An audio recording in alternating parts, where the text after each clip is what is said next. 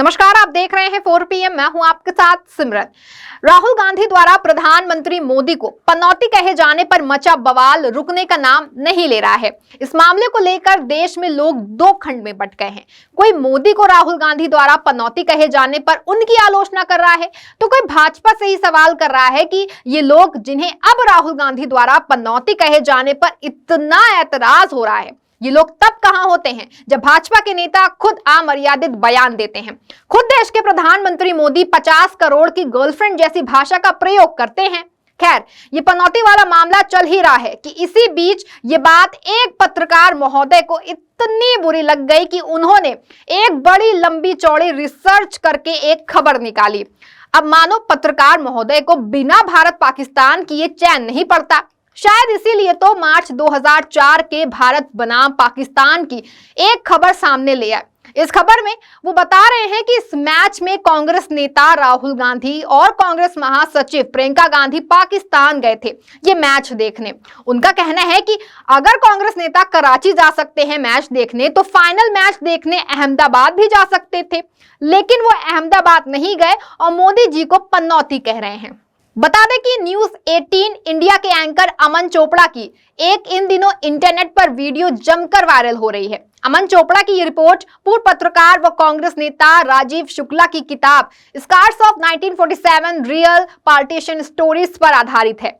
Cricket match से संबंधित ये रिपोर्ट अमन चोपड़ा ने अपने एक्स हैंडल पर शेयर करते हुए लिखा है, अब अगर राहुल गांधी को भी लगता है कि स्टेडियम में मोदी की मौजूदगी की वजह से टीम मैच हार गई, तो वो तो खुद भी अहमदाबाद जा सकते थे टीम का हौसला बढ़ाने। बहन के साथ कराची तक चले गए थे 2004 में भारत पाकिस्तान मैच देखने के लिए। इसके बाद ये रिपोर्ट वायरल हुई, जिस पर कांग्रेस पार्टी की प्रवक्ता सुप्रिया श्रीनेन ने जवाब दिया। सुप्रिया लिखती हैं कि मान्यवर, अमूमन तो आपके बेसिर पैर की बातों पर मुझे हंसी आती है, लेकिन आपकी इतनी उत्कृष्ट रिपोर्टिंग देख आज थोड़ा लिख डाला।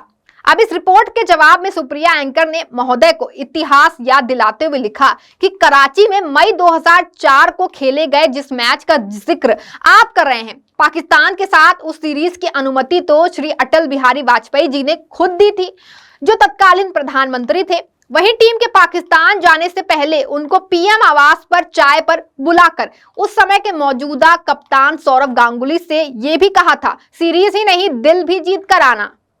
कराची स्टेडियम में उस मैच के लिए वाजपेयी के कैबिनेट मंत्री अरुण जेटली भी मौजूद थे, और फिर उसके बाद लाहौर वाले मैच के लिए तो तत्कालीन राष्ट्रीय सुरक्षा सलाहकार ब्रिजेश मिश्र, पीएम वाजपेयी के दामाद रंजन भट्टाचार्य भी पाकिस्तान पहुंचे थे। उनका जिक्र करना है, आप भूल गए या शायद नैरेटिव में फिट नहीं बैठा।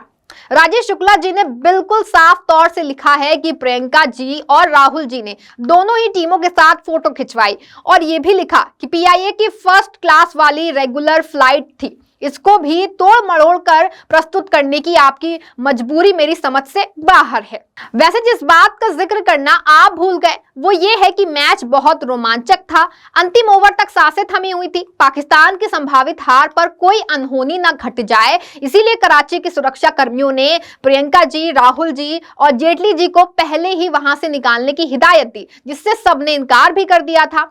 और उस रोमांचित मैच का जिक्र करते हुए सुप्रिया श्रीनेन ने कहा कि और जब आशीष नेहरा ने अंतिम ओवर में शानदार गेंदबाजी की और हम जीते, तो सब खुशी से झूम उठे।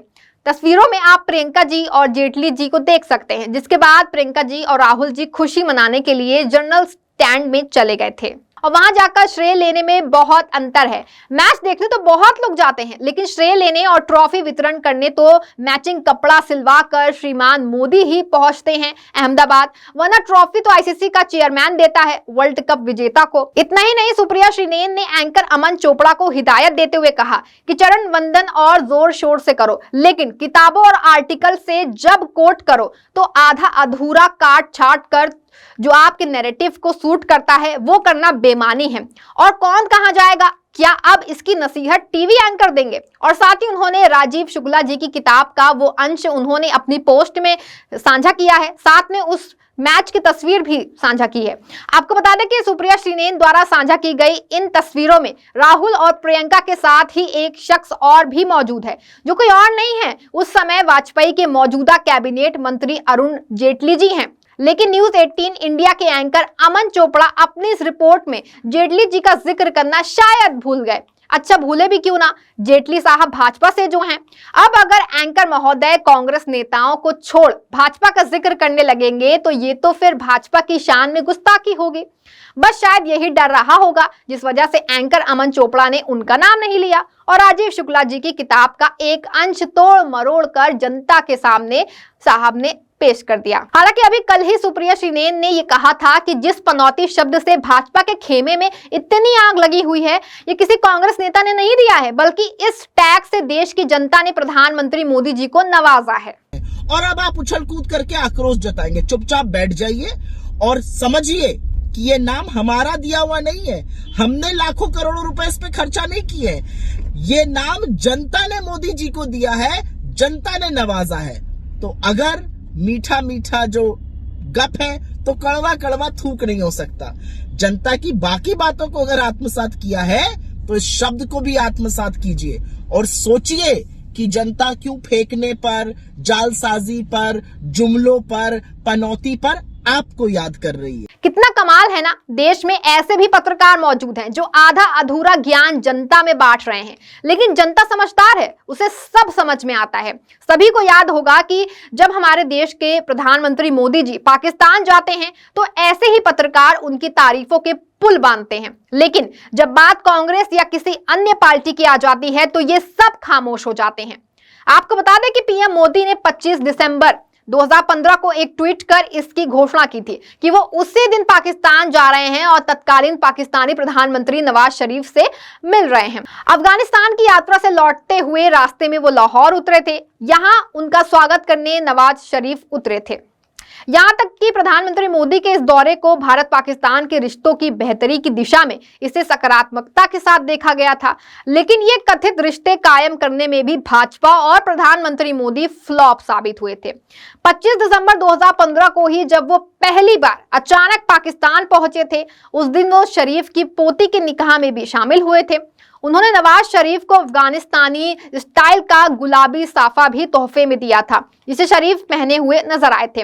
और इन्हीं पत्रकारों ने इस मुलाकात को पाकिस्तान के साथ अच्छे रिश्ते बनाने की कोशिश का नाम दिया था। लेकिन अब इन्हीं पत्रकारों को राहुल गांधी के 2004 मैच को देखते हुए राहुल गांधी से दिक्कत हो रही है। हालांकि आपको बता दें कि ये पनौती वाला मुद्दा लगातार चर्चा में बना हुआ है और इसको लेकर कई नेता भाजपा से सवाल भी कर रहे हैं कि जब देश के प्रधानमंत्री मोदी और गृह मंत्री अमित शाह अमर्यादित भाषा का प्रयोग करते हैं तो ये लोग कहां चले जाते हैं।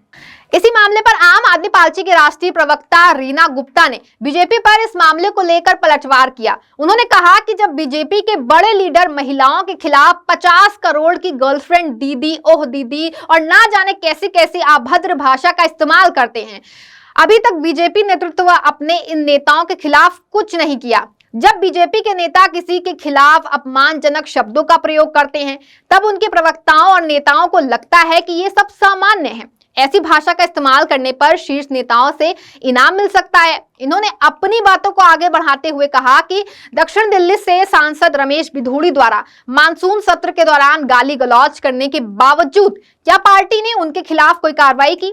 क्या रमेश बिधूड़ी को कोई सजा मिली?